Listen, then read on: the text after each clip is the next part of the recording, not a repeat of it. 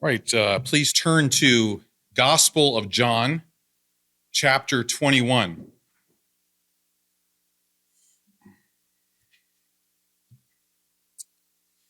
On Easters, we tend to read a post-resurrection passage from the Gospel and try to figure out what this Christianity is really about. So let's do that. John 21. Gospel of John 21. After this, Jesus revealed himself again to the disciples by the Sea of Tiberias, and he revealed himself in this way. Simon Peter, Thomas, called the twin, Nathanael of Cana in Galilee, the sons of Zebedee, and two others of his disciples were together. Simon Peter said to them, "I'm going fishing." They said to him, "We will go with you." They went out and got into the boat, but that night they caught nothing.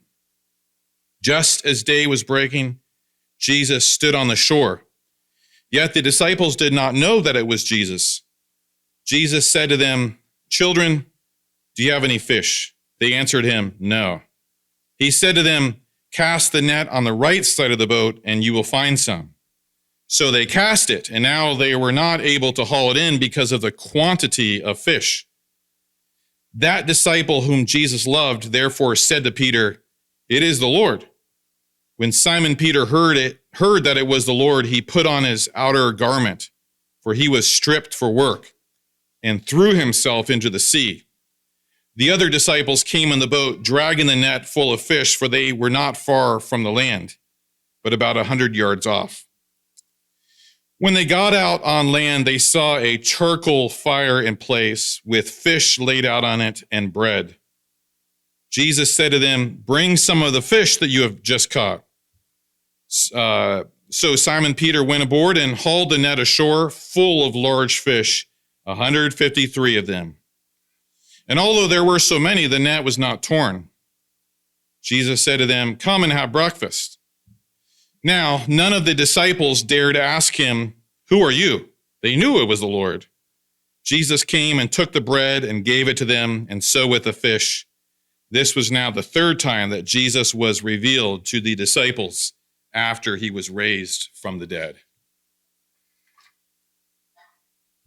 Okay, our passage is intended to be a window into Jesus' character.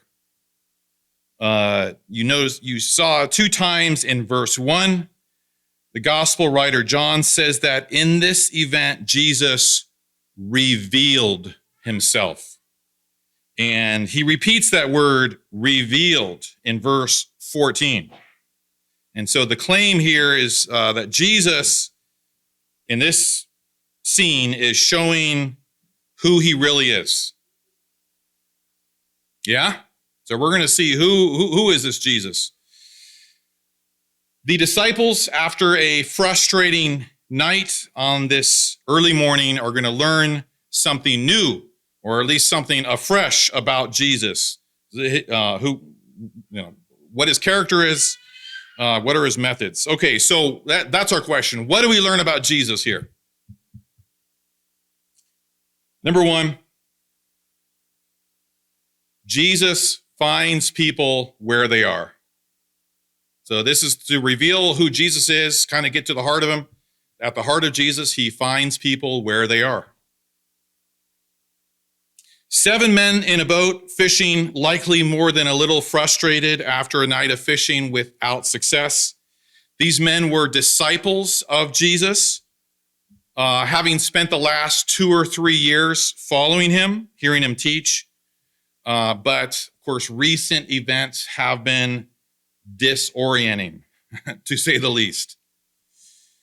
Just think about their last couple of weeks. Lately arrived to Jerusalem, where they knew they weren't wanted. Actually, they were wanted. Experiencing there the shock of grief after their master was executed by the state. And then, days later, he began meeting them again And it wasn't his ghost. Jesus in the flesh. Like, what is going on? And also, Jesus hadn't wasted any time. The same day, think about this, the same day he exited the tomb, he tells the disciples, he is sending them out on a mission in the power of God's Spirit. A mission that will begin renewing the earth through the forgiveness of sins. And so, okay, that was a full half month that they had just been through. And so with all of that over the past couple of weeks, we understand Peter saying, I'm going fishing. And the other 6 saying, yeah, that sounds good, actually. This has all been a bit much. And so Peter says, back to the familiar, Peter the fisherman, back to what I know, let's go make some money.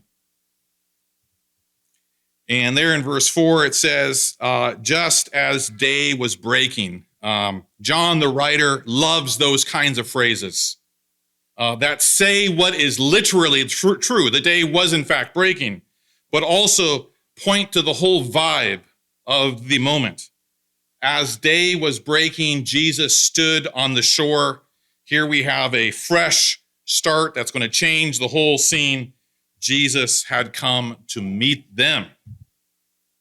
But then we think, wait, hold on. What is Jesus doing here? This wasn't the temple or any religious structure. This scene contains none of the sacred trappings we might expect. There's not a candle to be seen here. There's no choirs hovering in the background. Just Jesus standing on the shore. And he's asking them about what? Fish. Which is also what they were thinking about. And so Jesus meeting people where they are physically and mentally. Yeah? Remember, this passage specifically shows us who Jesus is.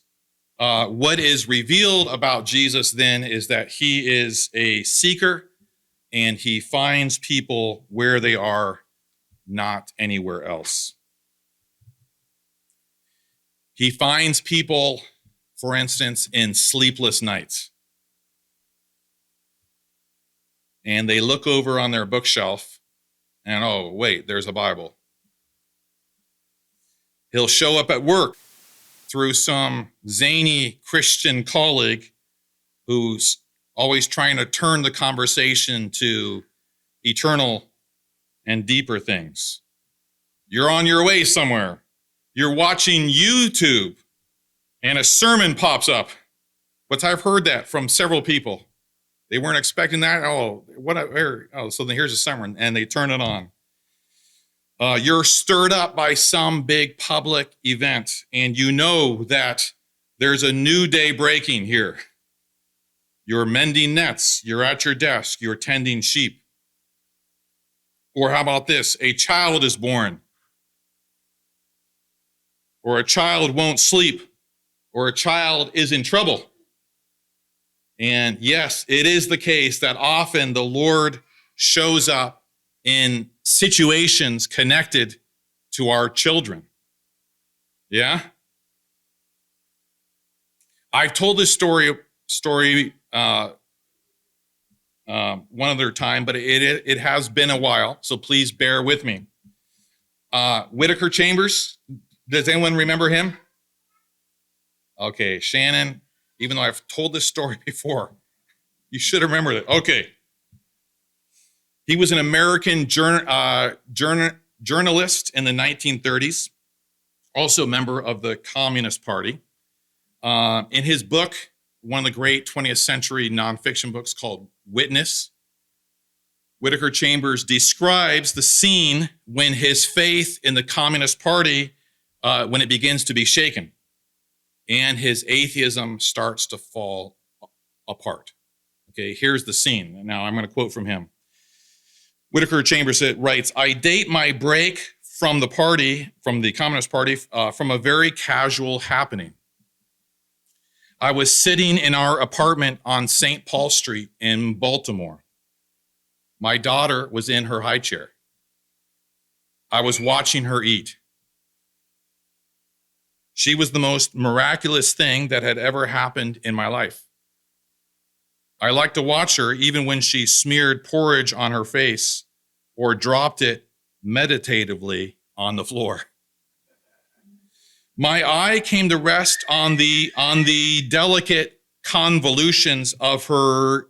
My eye came to rest on the delicate convolutions of her ear, those intricate, perfect ears. The thought passed through my mind. No, those ears were not created by any chance coming together of atoms in nature.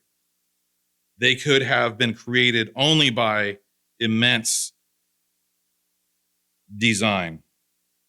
That thought was involuntary and unwanted. I crowded it out of my mind, but I never wholly forgot it or the occasion. I had to crowd it out of my mind. If I had completed it, I should have to say, design presupposes God. I did not then know that at that moment, the finger of God was first laid upon my forehead. So Jesus comes to us even when your daughter's having her breakfast. In short, you're not looking for Jesus, but he's found you. That's what's going on here. I have to say, I'm a pastor. I've been at this for a long time. At this point in my understanding, I don't know if Jesus comes looking for everyone. I don't know that. However, what I am convinced of is that whenever we've encountered Jesus, it's always him who has found us. He's always the one who has started the conversation. Okay, Jesus, number 2, what else? What do we learn about Jesus? What is revealed? Jesus shows up with words. Kind of obvious, but he shows up with words, including instruction. In our passage, Jesus is shown to be a speaker. Yeah, you admit that? He's raising questions, he's directing, he's inviting. And so the followers of Jesus then are defined by those who are listening to him and receiving his instruction. So you read the story then they don't know who he is yet. Jesus calls out from the bank in verse 5. The ESV translates the Greek word here as children, but actually in scenes like this, I've read, I'm not a Greek scholar, it probably should be heard less formally. So Jesus says something like, how's it going out there, boys? Have you caught anything?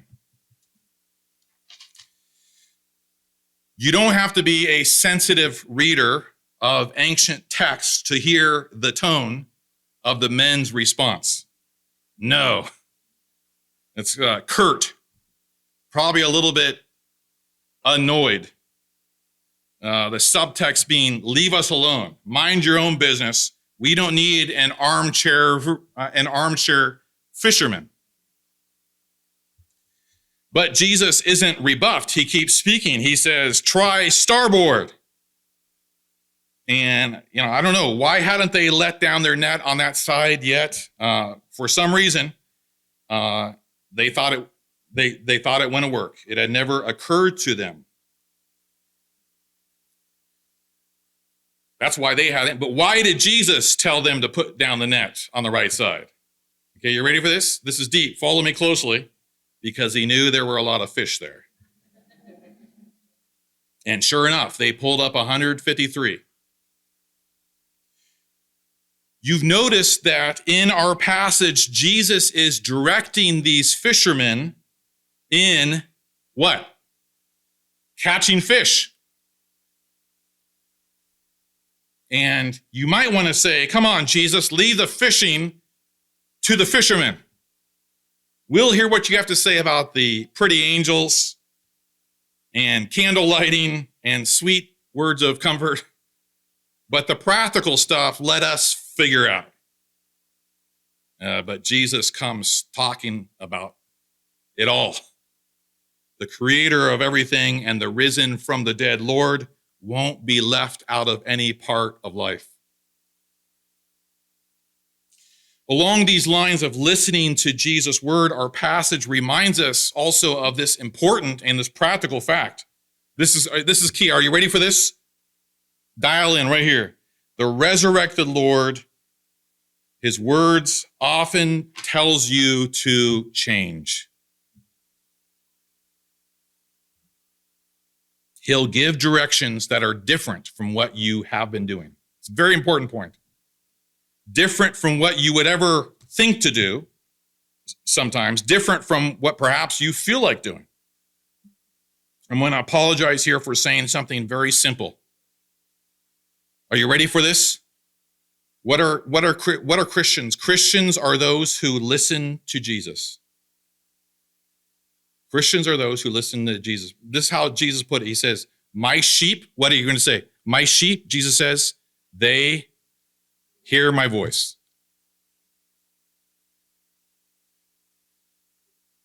And so this passage is an encouragement. Be a Christian. Follow the instructions of the risen Lord, even when in the moment those instructions seem to be missing the point, slowing something down, restrictive, whatever it is. Okay, which brings us to the next thing out of 4 this passage highlights about Jesus, and it's also simple. Listening to Jesus expands life. Listening to Jesus expands life. Again, just think about this story in which John intends for us, the point of the story, John intends for us to mine a lot of truth about who Jesus is, has the men going from 0 to 153 fish after Jesus gets involved. That's kind of a simple fact. That reveals Jesus. This passage reveals Jesus. What? They went from 0 to 153. Listening to Jesus' words expands life. Yeah? Is that clear? Okay. Some body language there. Clear? Okay. Yeah, okay. Bible readers throughout the years actually have, throughout the centuries, have wrestled with this detail of 153 fish. Like, what do we care? 153. Why not just say it was a huge catch of fish? John writing probably around 85. So 80 minus 30, come on. 50 around 50 years later, he says, not a big fish, but hey, guys, 153. And all kinds of fanciful interpretations have arisen from that. For example, Saint Augustine added the biblical number of the commandments, 10, to what he called the biblical number of the gospel, which he called 7 for some reason. And that is the number 17, of course. 17, you might know, is a triangular number. Yes. So think about a triangle, 17 deep. On the top, you put number 1. Second, you put 2. Third, you put 3, going down. If you add up that, what number do you have? 153. There you go. So, of course, that's where John gets this from. He's saying something about the Trinity here, obviously. No, I think that seems a little bit of a stretch. Here's what's more likely. John is writing this about, 50 years after the events. John is, in his blood, he is a fisherman, which means what does a fisherman do? He tells stories about fish. And for years around campfires, he's been telling the story of this extraordinary catch one early morning. And, every time. And we counted them. Man, there were 153. And so, of course, when he gets around to writing the account, he's going to include that number there. He's so taken with that. A couple other details. He says the fish were large and the net that carried them, quote, was not torn. Okay, friends, you ready for this? The resurrected Lord is alive. But I don't say that, okay? I'm going to put that in another way. The resurrected Lord is living. And that is not simply to say that he is alive, but that just like that net was straining with squirming fish, so Jesus himself contains abundant life. Jesus is using all of his brain. Blessing is on him. So, of course, when he gets around and he speaks, situations improve. Situations gain clarity when he gets involved. And again, some of you old Christian codgers could give so many different accounts of this. For instance, Jesus comes into a family speaking. And the family is all kind of in shambles and it's all out of order. He comes speaking, but when that family listens to him, relationships that had big glops of dishonesty and anger and codependency become, after listening to Jesus for some time, become even keeled and realistic and cheerful. Testimonies all over the place. For instance, someone's in a situation in which, as far back as he can remember, he's been bound by lust. His life is kind of defined by lust. And he begins taking Jesus' instructions seriously. And years later, he's waking up next to his wife with whom he's been faithful 41 years. And he's getting ready for a day with the grandkids. Yeah? Jesus just constantly expands life. He improves. Jesus, for instance, takes someone who has been posing as deep, but deep down, actually, she's really shallow, who can't lift her thoughts to anything permanent and can't get beyond orienting her life around anything beside fun and looks and feelies. And after years of living under Jesus' wise, committed shepherding, that woman now has layers of goodness and genuine love and discernment. Jesus does these things. The history of the church is filled with testimonies of Jesus changing people, not in some glamorous, fantastic way, but actually genuinely changing the way they think. Yeah? Jesus expands life. All right. Finally, Jesus invites his followers to a meal. Yeah?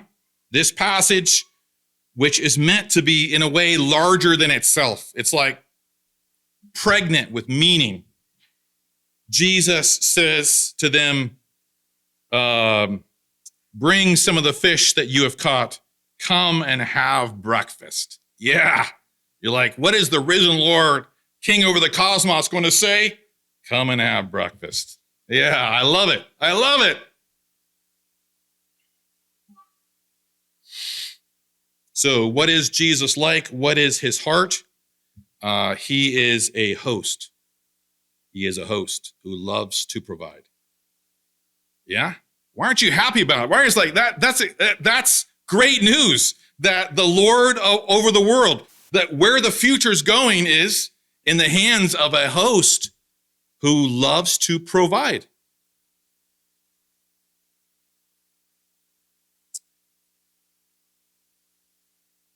What is it to make Jesus your Lord and Savior? And one way of putting that is you accept his invitation to the meal. Okay, Jesus called himself the vine, which means he considers himself a great networker, bringing people together.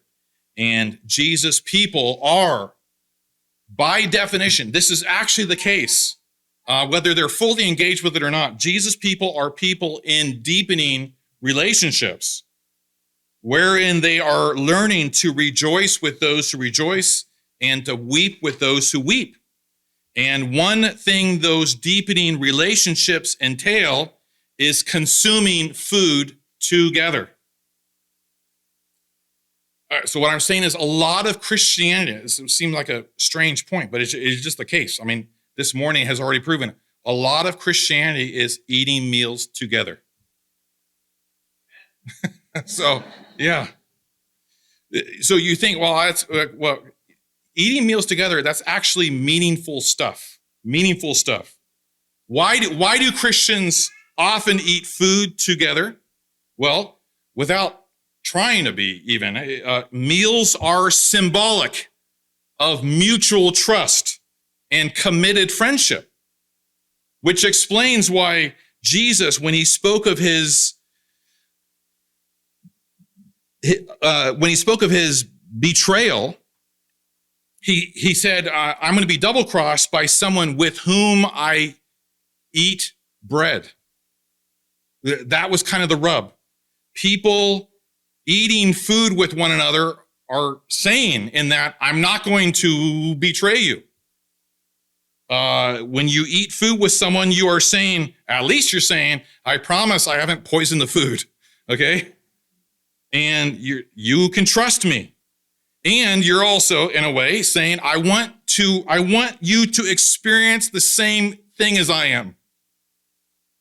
Meals take time, and over the food, we begin to relax, we tell stories, we make jokes, and otherwise we let our personality, such as it is, out. Meals taste good, and they're supposed to. And so that's a way of showing honor.